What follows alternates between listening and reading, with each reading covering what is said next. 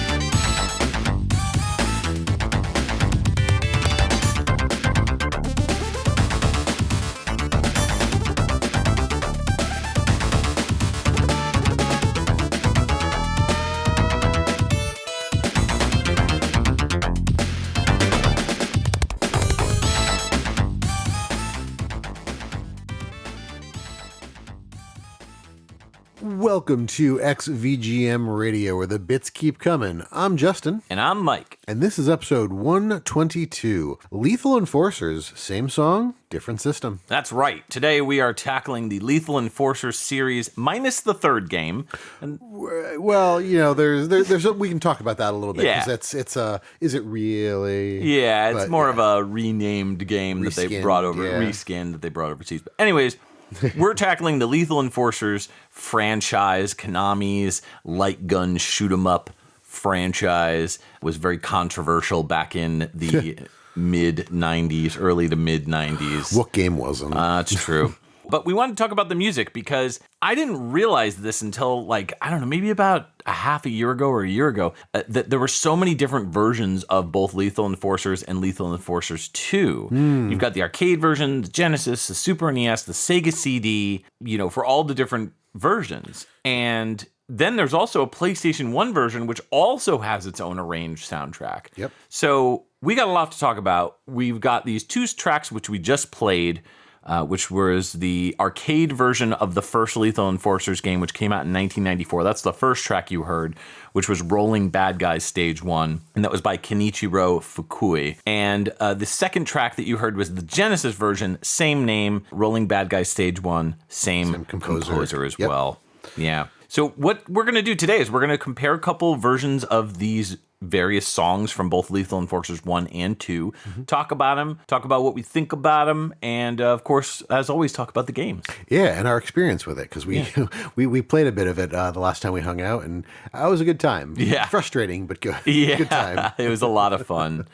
I've got the Sega CD, the Genesis versions of the first game, and then I've got the Genesis version of Lethal Enforcers 2.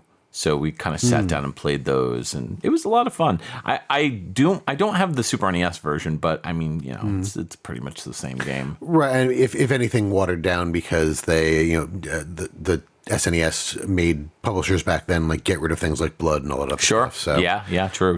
Not that you need the blood to play the game, but it's I find it more fun to play these games as they were originally created without the censorship. So of course, right off the bat, I mean, with this arcade version of this track, it very clearly sounds like the early Konami soundtracks during this time period. Very reminiscent of like Mystic Warriors, very similar to that. It's got those synth hits in, the dun dun dun. Yeah. Which the Genesis version didn't really have. They kind of like they didn't really include it, which is weird because Hyperstone Heist, the Ninja Turtles game for Genesis, does have a plethora of synth hits. But for whatever reason, this version, they were like, nah, we're going to kind of... I think they used the Contra Hard Corps sound drivers instead. Oh. Because a lot of the tracks on this sounded it had those like wang kind of sounding synths. Oh, okay. Like wang, wang, wang. Yeah, with like the little note bends in there. I think it sounds really good, but it is a very different sound when you compare the two. Oh, absolutely. Yeah. I thought this was a really good track to open with. I really enjoy it. It's very boppy, very poppy. That main melody line is catchy and like it's repeated enough that like it sticks in your head, which is what makes it so catchy. I think I prefer the arcade version a little bit more over the Genesis. Not by a whole lot, but enough that it was a clear winner to me. On the Genesis, the whole thing sounded a little bit more like shrill and sharp than the arcade version. The bass was really cool because it sounded like a slap bass, and there was some things. There were some like more grindy synths that they added in, which was a lot of fun. But overall, I felt more cohesion out of the arcade one, and it actually is probably because of what you just mentioned about the synth hits. The Genesis version felt like it was lacking a little bit. Yeah, I could see that. I mean, it's just a different sound overall. Yeah. But yeah, I do agree that the synth hits really make the track, in particular with this song. I don't necessarily know if the rest of the soundtrack that we're going to be listening to, you can say the same with all of them. But, as far as that goes, I'd probably argue that, it is a major difference. The chips are on the arcade versions, the K054539 sound chip, which was used in like X-Men arcade, games like, again, Mystic Warriors, Salamander 2. So, and of course the sequel, Lethal Enforcers 2, which we'll talk about a little later, Violent Storm, Sexy Parodius, just like all of the arcade games that were coming out around that time used either that specific sound chip as their main driver. The YM2151 was also used on games like Zexus and X-Men and so on and so forth. Oh, yeah. Sometimes they doubled up on that KO54539 sound chip. So, like, for example, Mystic Warriors has two of them. Oh. Whereas Lethal Enforcers only has one. But Lethal Enforcers 2 has two of the sound chips. So, I mean... is what it is. But to compare, the Genesis version or the Mega Drive or whatever you want to call it uses a YM2612, which that's the hardware for the Genesis. Right. So it sounds different. It is still, it's still pretty powerful, but I believe that sound chip is FM based in terms of the sound. So, okay. Yeah, I mean, putting two of those sound chips into the arcade cabinet, I'm wondering. The main thing that gets you is just like the extra channels. Like it's more of the same. It's not going to make the sound chip more powerful, able to do more crazy things. But having the extra sound channels is probably fantastic for just making fuller sounding music. Or maybe it was to like have sound effects on one chip and music on another, so you had full access to the all the channels on the chip. Oh, yeah. The sound chip in and of itself, I believe, was the KO54539 was developed by Konami. It's based on, like, the origins of it for that specific chip are based on, like, Zazix. Not Zazix. Zazix. Zazix. Yeah. Which also Mystic Warriors, which we mentioned earlier as well. So it does have the ability for ADPCM, which means that those synth hits are sampled. Okay. Whereas on the Genesis, that version, they decided to incorporate it into the Yamaha sound chip instead. So that's the reason why it sounds so different. Whereas I think what they did was they used sound sample, like a PCM sample in the Genesis version of Hyperstone Heist. So that's the reason why Hyperstone Heist's synth hits are present, because they decided, hey, we're going to actually go with, you know what I mean? That makes sense. I didn't realize that. I really like the differences between these two, but I think I'm going to agree with you. I like the arcade version better. I love those synth hits. I'm a sucker for songs with synth hits in them. So even though I think they did a really good job of translating the soundtrack to the Genesis, this just really sounds like a bonus track off of Hard Corps for me on the Genesis. It's good. It's just, it's kind of what it sounds like. But this is stage 1. This is the very first stage when you're playing Lethal Enforcers. This game in and of itself is very much like a police chase scene where you're like chasing, I think it's like bank robbers is the plot. For the first game? It starts off with a bank robbery that you come into, and then it goes outside the bank for a little bit, and then it's the car chase. Yeah. The plot in and of itself, you're playing a cop named Don Marshall, who's a Chicago Police Department officer. He's hanging out at a donut shop, you know, getting his munchies on, and he gets a call saying that there's some organized crime happening down at the bank. So he gets down there, and he's one of 2 people that survived, you know, the whole shootout. So yeah, that's pretty much it. There's really not much of a plot for this game, which is fine because it's literally a light gun game. I was gonna say it's a light gun game on kind of on rails shooter. Not, I don't know if this counts as an on rail shooter because there's a lot of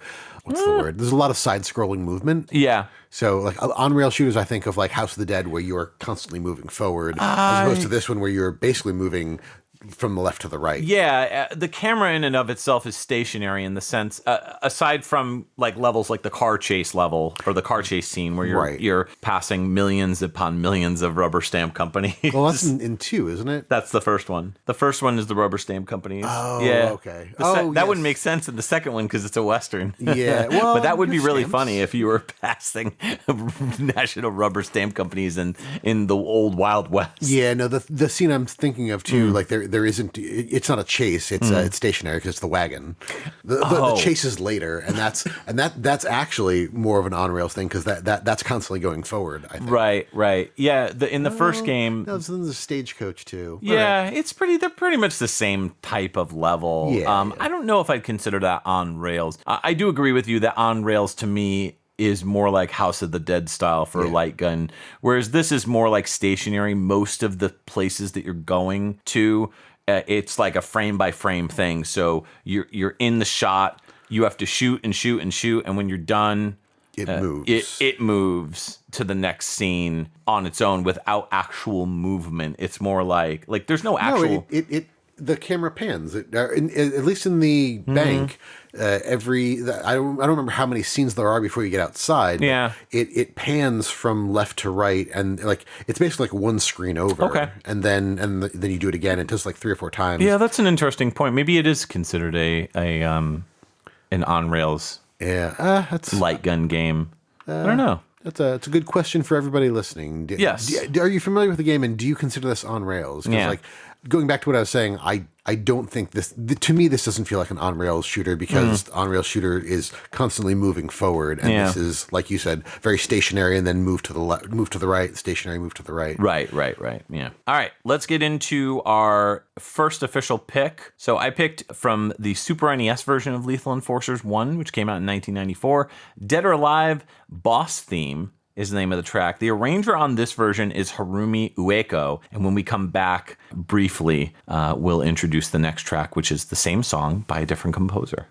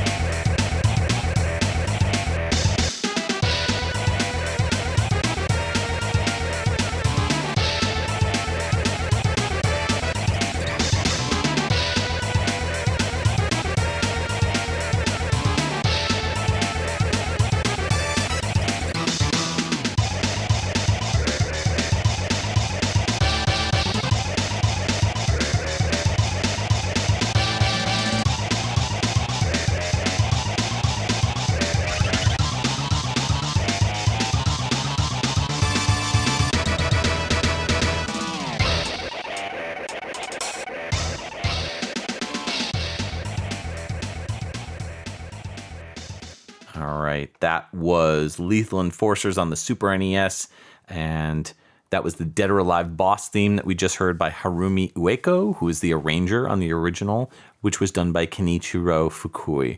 We're going to hear the Genesis version next of that same song, Dead or Alive boss theme.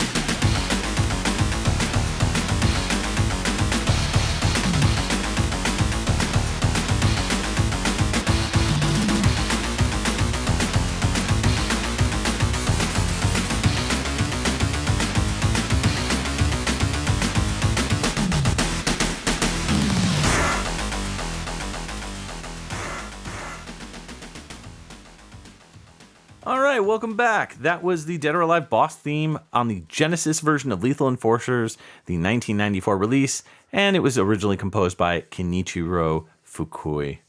What'd you think? Dead or Alive, you're coming with me.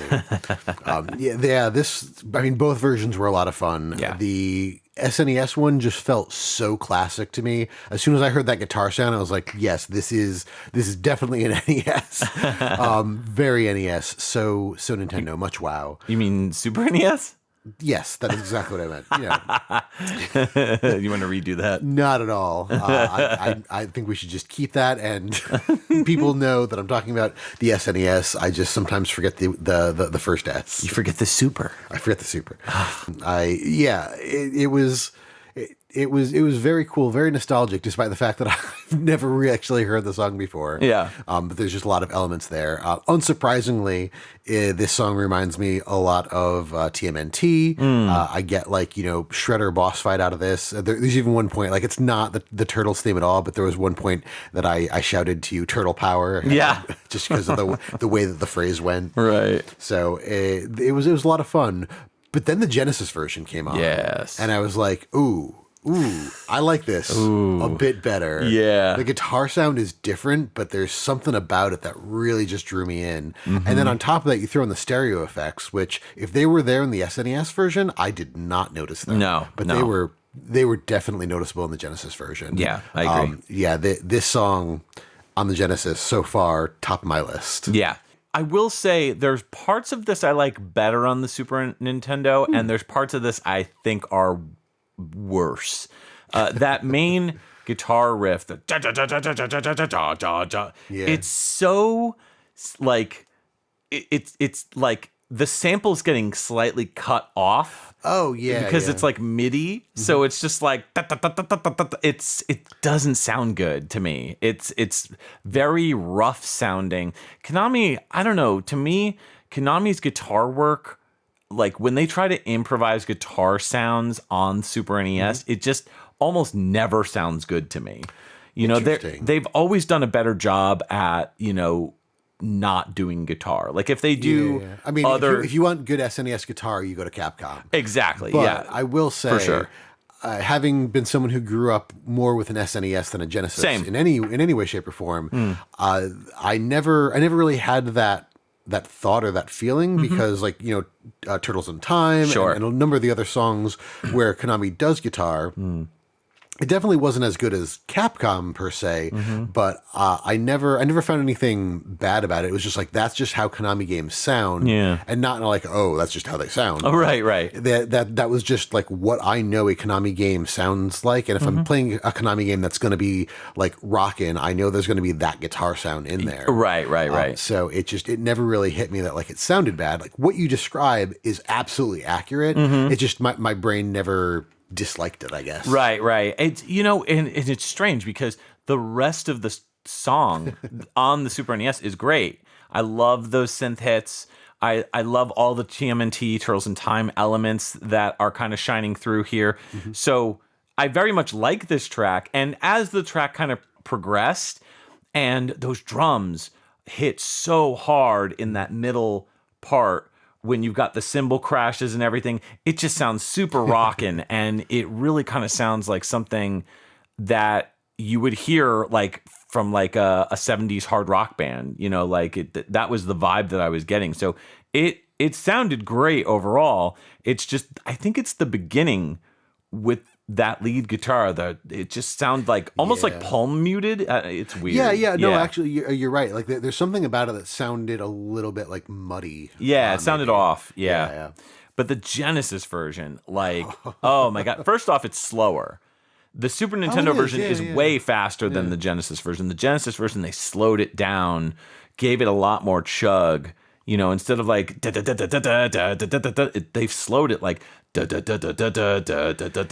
gave it more room to breathe. Yeah, I agree. Which I think is what makes it a better kind of composition or a better version than the SNES version. Yeah, I agree. And I don't know if that's related to any directive that they were given, or if the SNES just like processed the music faster or whatnot. But I agree that the Genesis version is superior in that it's slowed down a little bit. Not because the tempos are better one way or another, but the notes and everything have more room to fill out the space, and you feel like you have more room to breathe within that song. Yeah. There's some music that like, trust me, I love fast music. I was going to say power metal, speed metal. Heck yeah. But I also know that when you give a riff like a bit more groove to it, it can rock just as hard as anything like super fast. Yeah. So I think the Genesis version wins it for me, despite the fact that you have those TMNT Turtles in Time vibes on the Super NES. I think that guitar kind of ruins it a little bit for me on the Super Nintendo. Yeah, no, that's fair. Yeah. I that's not the way that I feel, but it's almost like the inverse. Like the SNES guitar doesn't ruin it for me, but the Genesis guitar sound improves it. Yeah. I agree. We're almost saying the same thing. Yeah. So this game has, I believe it's like 6 levels. And both the Super NES and the Genesis ports came with a home gun called the Konami Justifier. Came available in blue, kind of like a sky blue, and a pink color, which you could only get the pink if you mailed away for it. Oh, that's right. I remember talking about this. Yep. Yeah, it was like a mail-in thing only, and it was for some reason I was thinking like it only works in the second controller slot, but no, it just like that was the second controller that you got. Right. So unless you bought the game with a gun and you had a friend who bought the game with a gun and then they brought that over, the only way that you were getting a second one is to mail away for it. You can play the game with a control pad as well. Yeah, actually, that seemed to almost be the superior way when we were doing it the other day. I agree. I mean, like, no, nothing against light guns. I love playing light gun games, but like, it seemed almost faster to use the D-pad. Which is what surprised me, because like I've played, I think Tin Star is a game you could play with. I know you can play it with the D-pad, but I think you can play it with the Super Scope as well, if I remember. Yeah. And like that was a game that I always wanted to play with a light gun, because the moving the cursor around with the D-pad, just it wasn't quick. Yeah. But when we were playing, like I was fairly accurate with the light gun, but you on the D-pad, I was just like, wow. How he's hitting way more than I expected him to. My accuracy was way better, and I was like, it's just because it's a light gun. And it, for whatever reason, why is that more accurate than the D-pad? I don't know. Or less accurate than the D-pad. Yeah, So. well, I mean, I expect some accuracy issues with a light gun because of how they work and because it's not the technology's fault so much as it's the person holding it and aiming and whatnot. User error is what they call it in the... Yes, thank you, user error. User error. But yeah, I was blown away by how well that worked, and I was tempted to just be like, just give me control. Right, I know. It's fun to play it though with the gun. It's just the novelty of it, you know. Mm-hmm. All right, well, it looks like we're getting a call on our Patreon request hotline, and I've received a number of complaints from you, Janine, over there, our lovely Metroid/producer, or is it producer/Metroid? Either way, I don't know. So about the noise, can we maybe answer the phone a little quieter? Maybe no voice at all. Okay. You use our inside voice. Yeah. Thank you. All right, caller, you're on the air with XVGM Radio. Who is this, and what can we play for you? Hello. Yep. This is XVGM Radio. Mike and Justin. Yeah, this is us. You're on the air. Okay, I had to be sure. There was no ear-shattering screeching in my ear as there usually has been, so I guess Janine's given that up, which is great. But yeah, this is Rage Cage calling in. It has been a while since you've heard from me. It's actually been a while since anybody's heard from me, but that's a whole other story. But yeah, I heard tell that you were doing an episode on Lethal Enforcers, and I'd like to put a request in if you'd be so obliged. Sure. Yeah. What do you want to hear? The track is Saloon Showdown from Lethal Enforcers 2 Gunfighters. It goes by Yuichi Sakakura and Tsuyoshi Sekito. All right, let's go ahead and give it a listen, and then we'll come back and play a different version of the same song.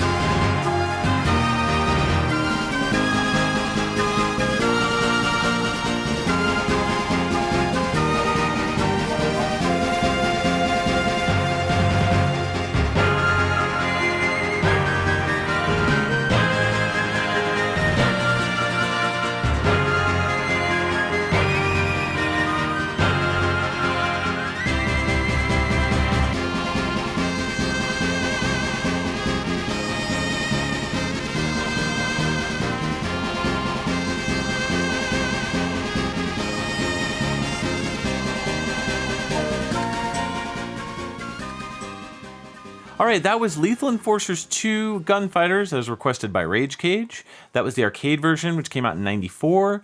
Saloon Showdown was the name of the track. That was stages 3-1, 3-5, and 3-6. That was by Yuichi Sakakura and Tsuyoshi Sekito. And now we're going to listen to the Genesis version of the soundtrack that came out also in 1994. Same name for the track, Saloon Showdown, but it's also by Yuichi Sakakura and Tsuyoshi Sekito. So let's give it a listen.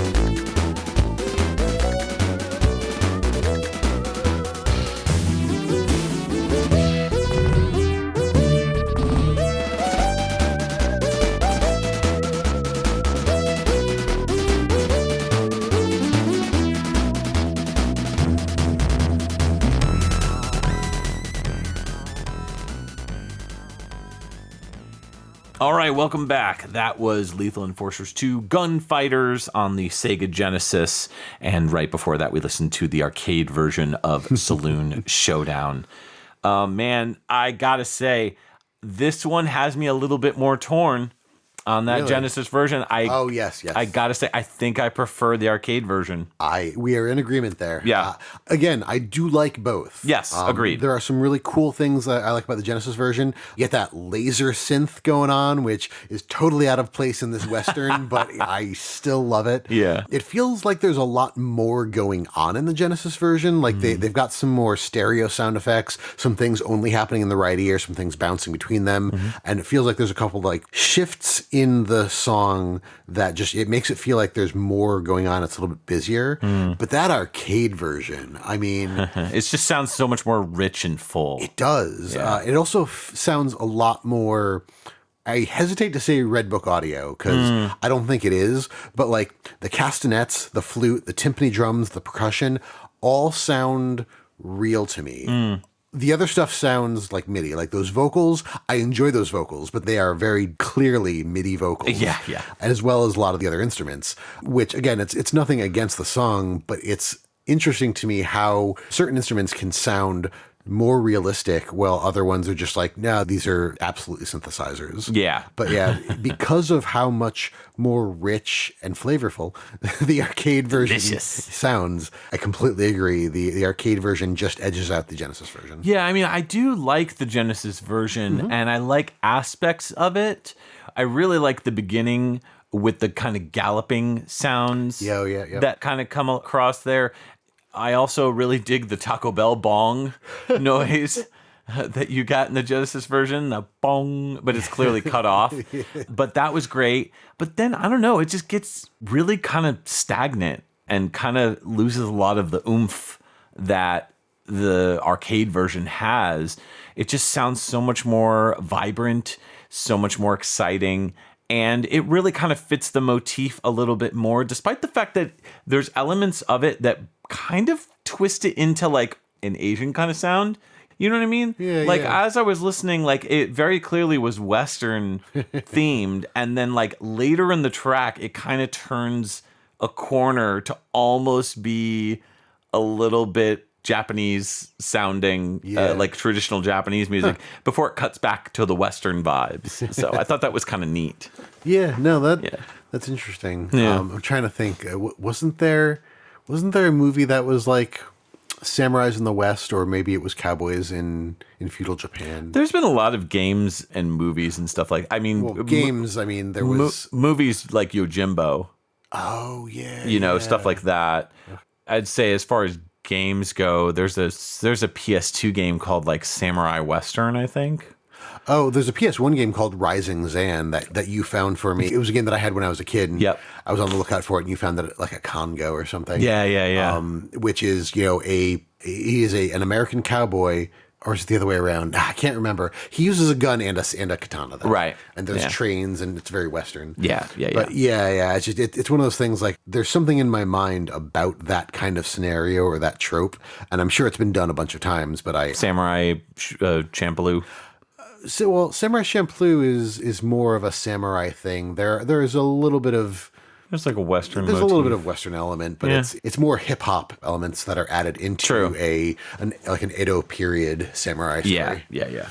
On that note, this game definitely differs from the first game. It is a sequel, but it's a sequel that goes back in time. Well, I mean, not using time travel or anything, but it's set in the American West of 1873. So it's a follow-up to a game set in like the 80s or 90s that's set in the Old West. Why not? I mean, going from 1990 to 1890.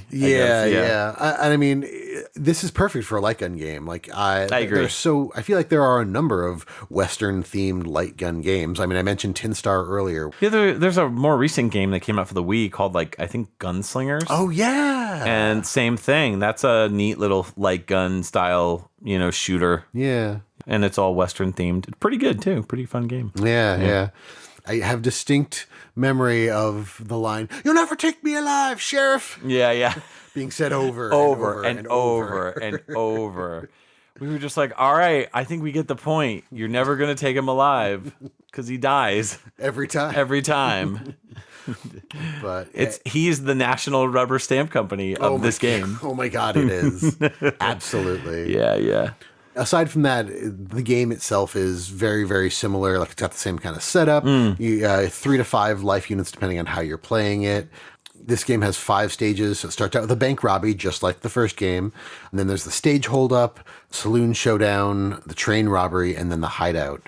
But I think you said the first game had 7 stages? I thought 6. Oh, 6. Okay. I think 6, yeah. Yeah, this one, I'm guessing this one probably had less stages because they might have had to use more memory and resources for other things. I feel like this game looked a little bit better. I agree. To kind of touch on that, the arcade version, we want to just kind of retread back on what we originally said. It didn't come out in 94. It came out in 1992. Oh, for the first game. Yeah, and the Genesis version and the Sega CD version came out in 1993 as well, I believe. And then the Super NES version came out in 1994. So it took all that time to censor everything that you kind of wanted. Right. And the arcade, Genesis, and Sega CD versions for Lethal Enforcers 2 all came out in 1994. Right, yes. So, Yep. Quick clarification on that one. Yes. Yeah. So I guess we could talk a little bit about the composers on Lethal Enforcers 2. We'll get to the composer of the first game, I guess, next break. Yeah. So Yuichi Sakakura started off in 1988 with Konami with the game Gyrus, then moved on to do a bunch of different stuff on the NES, like Top Gun, The Second Mission, Super Contra. On the Famicom, they did YY World 2. Did sound design on TMNT 3, the Manhattan Project. Metamorphic Force, they were a sound effect person, so it kind of bounced around doing sound editing, sound effects, sound direction, and design. Their last game that they're credited for musically is Beatmania IIDX 7th Style, which came out in 2004 on the PS2. But as far as, I guess, sound credits for composition in general, Gambare Goemon Gaiden 2 Tenka no Saiho. Okay. In 92 on the NES. So, or probably the Famicom. So, right. Yeah. And then Tsuyoshi Sekito, the secondary composer, they have quite a lot of credits, starting off musically with Motocross Maniacs, the Game Boy motorcycle game, kind of like Konami's version of Excite Bike, I guess you could say. Yeah. That came out in 1989. Then they did SD Snatcher in 1990 on the MSX.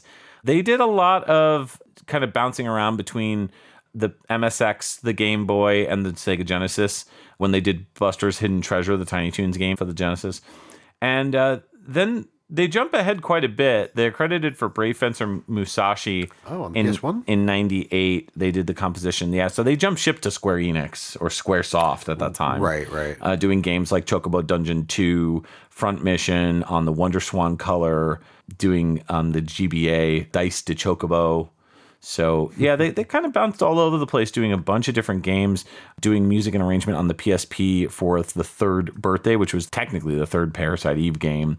Yeah. So they just continued working on various different Square Enix projects as they shifted from Squaresoft to Square Enix. Their latest game was last year's Vision of Mana. Came out in 2024. Oh, nice. So they're still in the business doing it up. So good for them. Very nice. Yeah. All right, so that ends it with my picks. So let's go to your picks. What do you got for us? All right, so we're going to jump back to Lethal Enforcers on the SNES. So as we said earlier, this came out in 1994. The track I'm going to play here is Fight for Your Life, arranged by Harumi Ueko and originally composed by Kenichiro Fukui. Then we'll listen to what they did in the PlayStation version after that. Okay.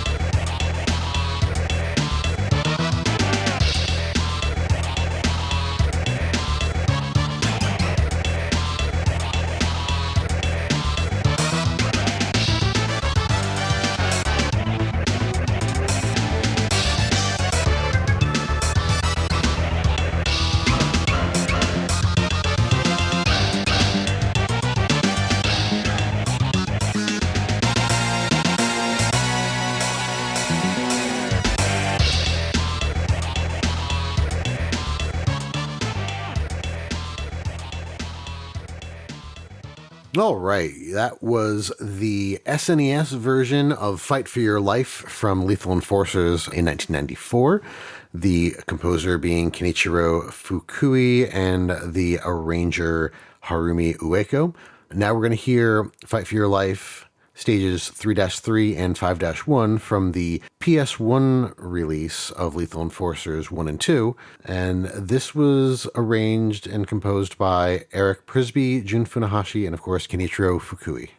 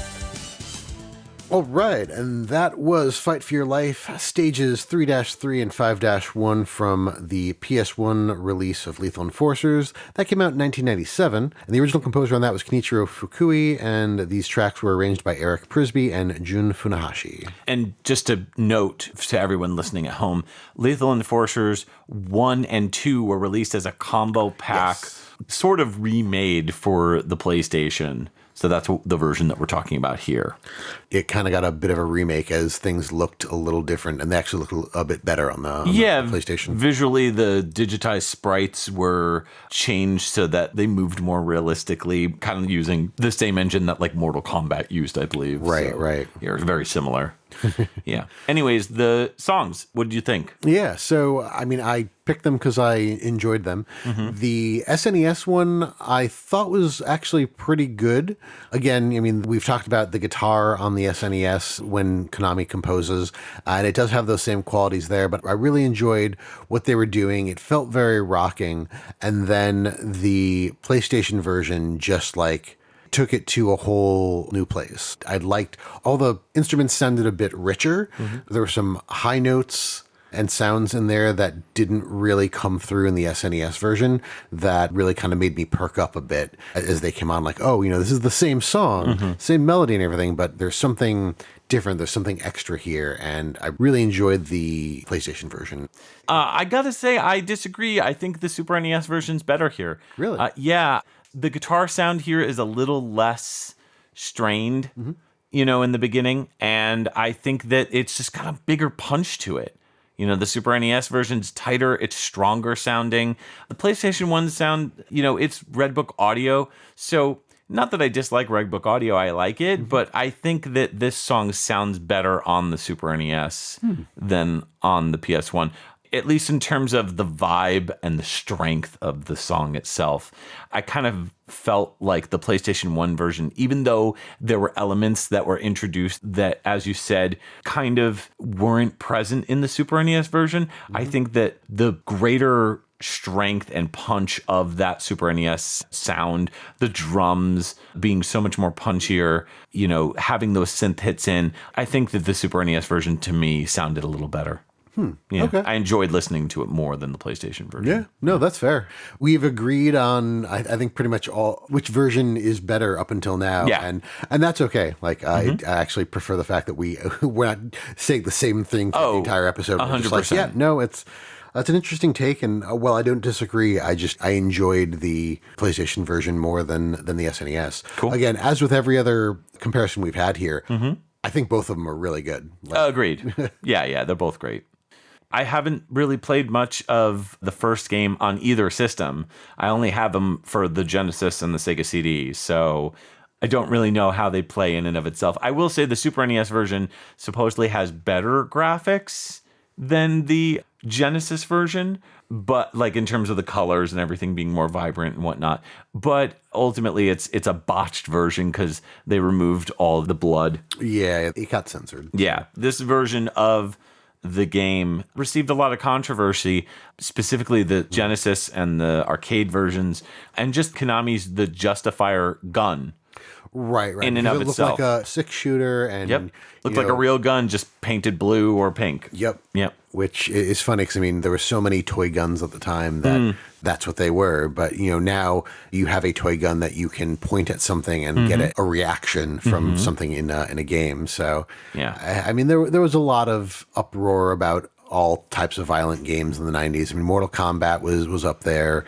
Night Trap. That's what I was just trying to think of. Yep, Night Trap had a lot of controversy. Lethal Enforcers was one of the very first games to have an MA-17 rating by Sega. At the time was doing their own video game rating board, so to speak. Oh, yeah, there was a period where some of the companies were trying to self-regulate. Right. They were trying to appease the Senate, try to make it so that they knew, hey, we're trying our best, you know? Yeah. And at that time, that's when the ESRB, the Entertainment Software Ratings Board, was created, and essentially, you know, every game going forward was on like the E through AO scale. Yeah. So, but it still has a place in history because, you know, it was being targeted for using digitized sprites of human people. You know, so just the same as like Mortal Kombat. So yeah, This game was pretty innovative for its time, though. I mean, it was considered one of the best light shooters at that time. It sold great in the arcade. Like, they did really, really well in the arcades. Light gun shooters were primarily using digitized sprites at that point up until stuff like Virtual Cop. Oh, yeah. Which kind of made it go away because they were doing 3D, polygons and stuff. So, it kind of went away at that point. Yeah. I guess we could talk about the composers. Yeah, well, I'm going to start with the arranger. Harumi Ueko started out doing sound creation on Gyrus in 1998 on the NES. And then their first music composition credit that I'm seeing here is SD Snatcher in 1990 on the MSX. And then they went on to do a whole lot of sound stuff, doing music arrangement here and there, obviously on Lethal Enforcers in 94. Also Jikyo Oshaberi Parodius in 1996 for both Sega and PlayStation. They're listed as the arranger. Composition on Gradius 4, Fukatsu in 1999 on the arcade. Just a lot of really cool stuff. I haven't seen anything from them in a while. Their last credit is for new song composer, remixer, and arranger on Beatmania 2DX15, DJ Troopers, and that was on 2008 on the PlayStation 2. Yeah, I mean, right before that, in 2004, they were credited for Lethal Enforcers 3, so it's worth noting sound that. Designer, yeah. Yeah, and they're also credited on those two as Jimmy Weckel. Yes, I did notice that. Yeah. There's a number of things here with a credit as Jimmy Weckel. I'm guessing maybe that's like their DJ name. Well, DJ Jimmy Weckel. Yeah, because I'm seeing that on like Beatmania and Poppin' Music. Yeah. But that's kind of it. Also, just below that, I'm seeing for Police 911 in 2002 on the PlayStation 2, which was a spin-off of Lethal Enforcers, I think. They also did Silent Scope games, too. So they really kind of had a niche, shooters. that they kind of fit into with light gun, and they also did a lot of like Poppin' music for the Poppin' series. Yeah. Yeah, pretty neat. Yeah. And then Kenichiro Fukui started out doing sound effects in Sunset Riders in 1991. First music composition credit is for Lethal Enforcers in 92 on the arcade. And then, all of the other Lethal Enforcer games here, just all the different versions, they are the music composer. Looks like they moved over to Square shortly after this because they are listed for music composition on Einhander in 1997, as well as Final Fantasy 12 in 2006. Yeah. And then things related to that, Final Fantasy 12 Revenant Wings in 2007 on the Nintendo DS. Final Fantasy 4 on the Nintendo DS in 2007, they did arrangements. So, that re-release which was Nobuo Uematsu's soundtrack, but they arranged it. Yes. Coming all the way up to current, their last credit here is for composition of a track called World in a Bottle on G.I. Joe Wrath of Cobra in 2024. Oh, cool. Yeah. They also did stuff in Final Fantasy VII Remake and Remake Intergrade. They did arrangements and synthesizer programming. Yeah. That G.I. Joe game is a fairly new game, I believe, and I think it's got like a 2D beat-em-up kind of style, so that's kind of neat. Oh, yeah. I think I've seen this. Pretty cool. Very SNES looking. Yeah. Oh, so it looks like we're getting another call on the XVGM hotline. Janine, why don't you, again, nicely send this person on over with as little screeching as possible, please? XVGM Radio, who is this and what can we do for you? Well, how you doing? This is Ruin Tootin' Fresh and Fruit and Sammy Davis Pancakes. Sammy Davis Pancakes? That's right. Don't wear it out. Ah, well, I feel like I've heard your name before, but what can we do for you, Sammy? Well, I'd like you to play me a little ditty if you could. That's what we specialize in fact. All right. Well, I want you to play me a song from a game called Lethal Enforcers 2 Gunfighters. Ah, yeah, that's our topic. What's the track you want to hear? I want to hear The Hideout. Oh, that's a perfect song. We can definitely do that for you. All right. Glad that we planned that out, or didn't really. So, see ya. You have a great day, Sammy Davis Pancakes. Wow. Sammy Davis Pancakes. And now I'm hungry. I feel honored to be on the same chat line as Sammy Davis Pancakes. That's amazing. We should go to IWAP after this. We should, yeah. All right, so we're going to hear Lethal Enforcers 2 Gunfighters, the Sega CD version, which came out in 1994. This is the Hideout, stage 5-1, as well as 5-4 through 5. And the composers were Tsuyoshi Sakido and Yuichi Sakakura.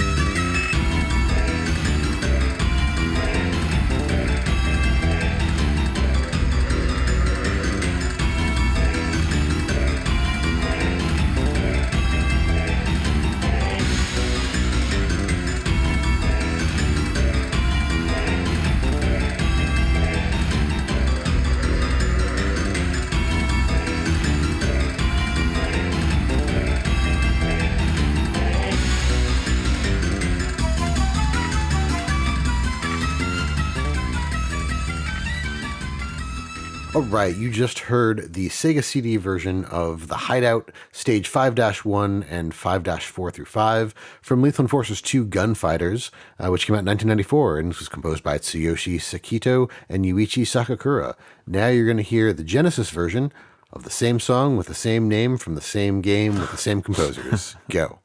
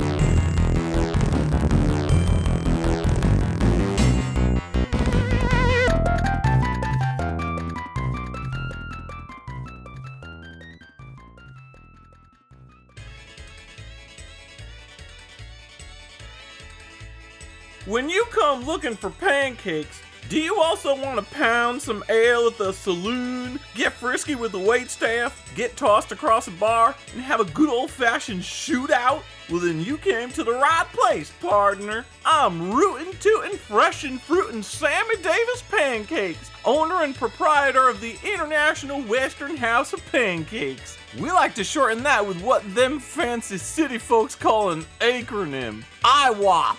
Got a good ring to it, no? Bring the whole family down to take old-timey photos in front of a rack of guns, booze, and of course, pancakes. See, my great-great-great-great-great-great-grandpappy was the creator of pancakes. That's right, it's the family business, folks. Here at IWOP, we've got every kind of pancake you could want.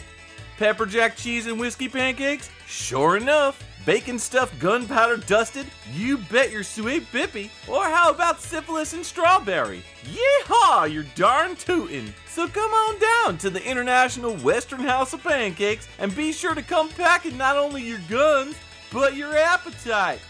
Yeehaw! The International Western House of Pancakes is open from 8 a.m. to 9:36 a.m. Thursday through Saturday. Closed on Memorial Day, Veterans Day, and Flag Day. Open 24 hours Christmas Day. Please make sure you sign the affidavit before entering, as we are not responsible for what happens in our establishment, since it's the Wild West of pancakes. International Western House of Pancakes comes with all you see here. Batteries not included. Children under 5 need to bring their own bullets. High chairs are available. We're located right next to the National Rubber Stamp Company. No, not that one, the next one. No, not that one, the next one. Oh, forget it. You'll see us when you see us. And remember, at IWOP, we promise your bellies will be full with either soft, buttery breakfast cakes or lead. Yeehaw! All right, welcome back. That is the last track of our Lethal Enforcers Focus episode. You just heard the Genesis version from 1994 of Lethal Enforcers 2 Gunfighters. Hideout, stages 5-1 and 5-4 through 5, composed by Yuichi Sakakura and Tsuyoshi Sekito. Oh, man. Those are like two totally different tracks. I mean, they're not. Yeah, the same composition, but way different arrangements. Yeah. Very fun. I have to say, for everything that we've heard so far in this episode, as soon as that Sega CD1 started, I was like, wow, this is very intense. Like, your boss track was intense, but this is a different type of intense. a sense of urgency, if you will. Yes. Yeah. And the Genesis version... That's straight up a Castlevania song. Oh. So, if I may... Go ahead. The Genesis version sounds like what would happen if you tried to create Super Castlevania 4 sounding music on a Genesis. It had this really dingy, dirty kind of vibe to it. It was very grindy, which I liked. It reminded me, it sounded like as if you're climbing the stairs to go to Dracula. That's the vibe that I got from the Genesis version of this track. Legit. I can see that. Yeah. It's That's really cool. just grimy and dirty. I loved it. I thought it was great. But I got to say, I'm not a fan of the Sega CD version. No, it's very kind of droning and very kind of bland and very repetitive. And what's funny is we listened also to the PlayStation version because that was our original pairing. And literally, we couldn't tell the difference between the tracks. Yeah, I'm not convinced that there was a difference. I think the Sega CD and the PlayStation were probably both using the same Red Book audio source. Very close, yeah. So. I think there was a little difference in the intro. The intro was slightly different, but it was not enough to keep it and then just be like, hey, listen to the same song twice. Right. So, especially since it's a very kind of repetitive track. It is. Yeah. Both versions I found to have the same kind of repetition. Yeah. I enjoyed them both. What I was going to say is it's going to be hard for me to pick one over the other. I enjoyed them both for very different reasons. I think I actually do lean a little more heavily towards the Genesis version on this, mostly because it kind of like what you were saying, there was more variation in what we were hearing, just with like different instruments, different sounds, whereas the Sega CD version was a little bit more monotone. Like they both had the same droning going on, but I felt better about the Genesis version than the Sega CD version. Yeah, I agree. I really just didn't like the Sega CD version though. Yeah, no, that's it's fair. Straight up like, no, the Genesis version wins it for me for this. Yeah. Before we go too much further, I do want to jump back and talk about composers that I thought we were going to talk about and that are no longer part of a track that we're going to play. Sure. So Eric Prisby and Jun Funahashi did the PlayStation port. They definitely did some different things. Yeah, but slight rearrange. Yeah, but Eric Prisby only has a couple credits here. He started out as lead sound designer on Bottom of the Ninth 97 and 1996 on the PlayStation, Lethal Enforcers 1 and 2, NBA In the Zone 98 on the PlayStation, and their last credit is for horns in Cruisin' Exotica in 2000 on the arcade. Jun Funahashi started out doing sound in Krakow in 1986, music and sound in The Adventures of Bayou Billy in 1988, and then we'll just pick a couple others here. Bottom of the Ninth in 1996, they did sound. He primarily, especially in the early days of Konami, was doing a lot of sound design and creation of like the sound. I believe that he worked heavily on like the VRC6 sound chip for that. I if I recall. You could very well be right. Almost everything here is audio manager, audio director. So just to pick a few, we'll say Motocross Maniacs Advance 2002 on the Game Boy Advance sound director, Lost in Blue in 2005 on the Nintendo DS as an audio manager, and their last credit is Stranglehold in 2007 on the PlayStation 3 as additional audio support. I may have misspoke in regards to the Konami sound. Hidenori Maezawa was a big part of the Konami sound, so I'm not sure what role Jun Funahashi played, but he was part of like the Castlevania 3 team. So Gotcha, okay. Yeah. Anywho, yeah, this was fun.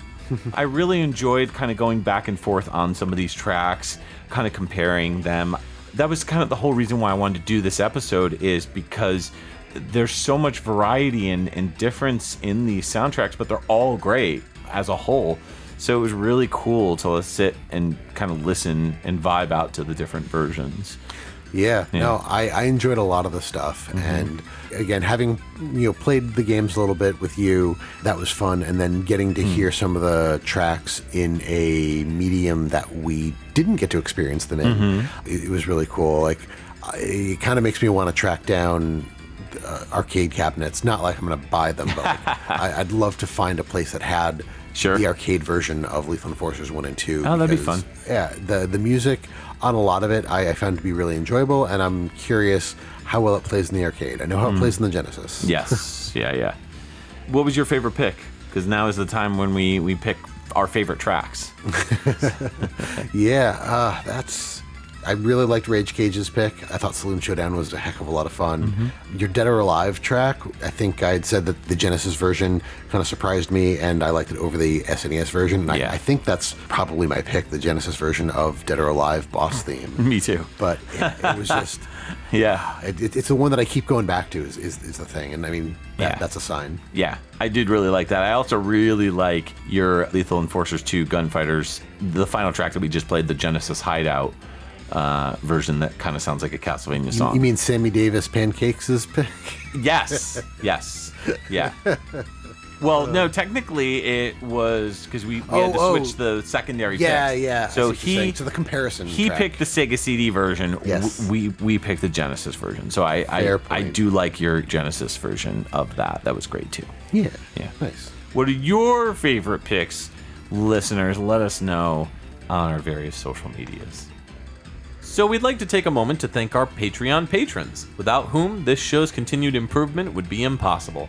They are Cam Worma, Rage Cage, Kung Fu Carlito of the Heroes 3 podcast, Scott McElhone, Claire Myers, Brad Austin, Chris Murray, Llama Adam, Nick Davis, Ryan McPherson, and Red Hua.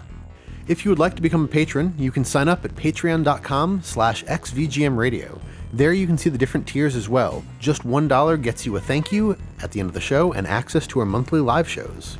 You can visit our website, xvgmradio.com, where you can listen to all the episodes and learn more about your hosts, as well as any of our guests or composers that we've had on the show. If you'd like to reach out to us, you can always email us at xvgmradio@gmail.com. If you've liked what you've heard, please consider giving us a review on iTunes.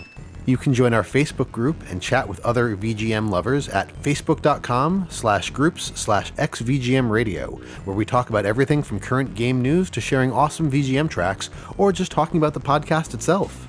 You can also find us on Twitter and Instagram. Our handle on both of those sites is @XVGMRadio. If you don't have any other social media or just want to try something unique, check us out on our Discord group chat. Links will be in the show notes. All right, coming up next month, we're going to have a special guest. We are. A favorite, in fact. Yeah. Episode 123 is going to feature the soundtrack of Prison City, which is composed by our good friend Matt Creamer, also known as Norin Rad. Yeah, I can't wait to have him back on. He is a fantastic guest every time. Yeah, always love talking to Matt. Super chill dude and knows his VGM and just appreciates it just as much as we do. So it's going to be really great to chat with him and hear about his style on Prison City, which is a relatively newer game that came out through Retroware, I believe. So that'll be cool. Yeah. We also have our monthly After Dark episode, which is going to be coming out as well. Yes, so for the month of May, back on the 13th, that was your pick. So you played From the Depths of Zebes. So Zebes or Zebes? Zebes. Okay. There's so many ways to pronounce that, and I always used to just say Zebes. It is Zebes, yeah. Zebes. From the Depths of Zebes is Super Metroid resynthesized. Yes. And that, even though we haven't listened to it as of this recording, I know that's going to be an awesome time. Oh, yeah, you're going to love it. Yeah. And then, so in the month of June, we will be listening to a soundtrack for a game called Rusty. This is a PC 98 game that is apparently very Castlevania-esque. Yes, great soundtrack. You guys are going to love it. Yeah. Mm-hmm. And then we should be having a Patreon episode coming out in the month of June. I don't have enough information on that yet, so if you are a patron or you're considering becoming a patron, check out the Patreon and see what is going on for that. We'll have an announcement up shortly. Yeah. All right. Well, we'll see you in a month, and this is Mike And Justin. signing off for XVGM Radio. We like to shorten that with what them fancy city folks call an acronym. WAP. No.